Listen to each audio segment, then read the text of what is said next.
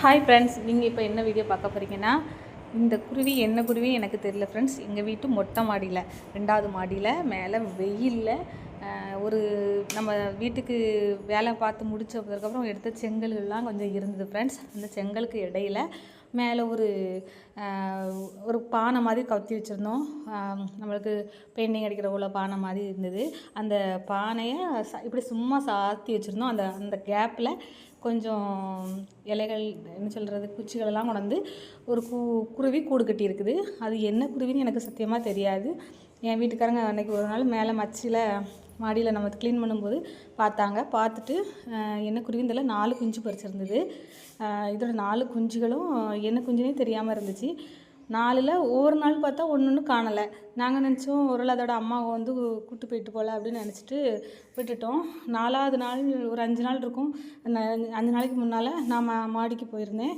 அப்போது இந்த ஒரு குஞ்சு மட்டும் அந்த வெயில் சூடு தாங்காமல் செங்கல்லேருந்து இறங்கி அந்த தலைச்செங்கல்ல உட்காந்தது. ரொம்ப சத்தம் போட்டுச்சு. எனக்கு ரொம்ப பார்த்தாலே பரிதாபமாக இருந்துச்சு. ஏன்னா ரொம்ப வெயில். எனக்கு அந்த உடனே மனசு கஷ்டமாக இந்த 3 குஞ்சுகளையுமே காங்கலை. அதோட அம்மா கொண்டு போச்சா இல்லை வேறு எந்த பறவைகளும் தூக்கிட்டு போச்சான்னு கூட எனக்கு தெரியாது. நான் அந்த ஒரு குஞ்சு மட்டும் எனக்கு கீழே அப்படி வெயில் தாங்காமல் இருந்ததை பார்த்துட்டு நான் அந்த பானையில் வச்சு அதோட கூடு கட்டியிருந்தது எல்லாத்தையும் எடுத்து வச்சுட்டு நான் கீழே கொண்டுட்டேன்.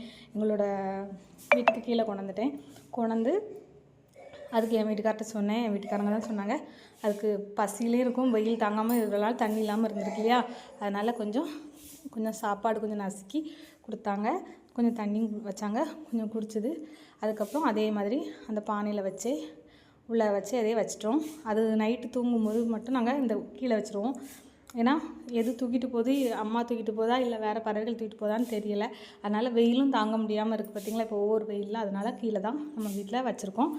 தேவைப்படும் போது அப்பப்போ 2 டைம் 3 டைம் இடையில எப்பப்போ அதெல்லாம் கூட்டு சவுண்டு கேட்குதோ அப்பப்போ நம்ம கொஞ்சம் எடுத்துகிட்டு வெளியில் எடுத்து விட்டுட்டு கொஞ்சம் சாப்பாடு கொஞ்சம் நசுக்கி கொடுத்துட்டு கொஞ்சம் தண்ணியும் வச்சுட்டு அதே மாதிரி பானைக்குள்ளே வச்சாச்சு.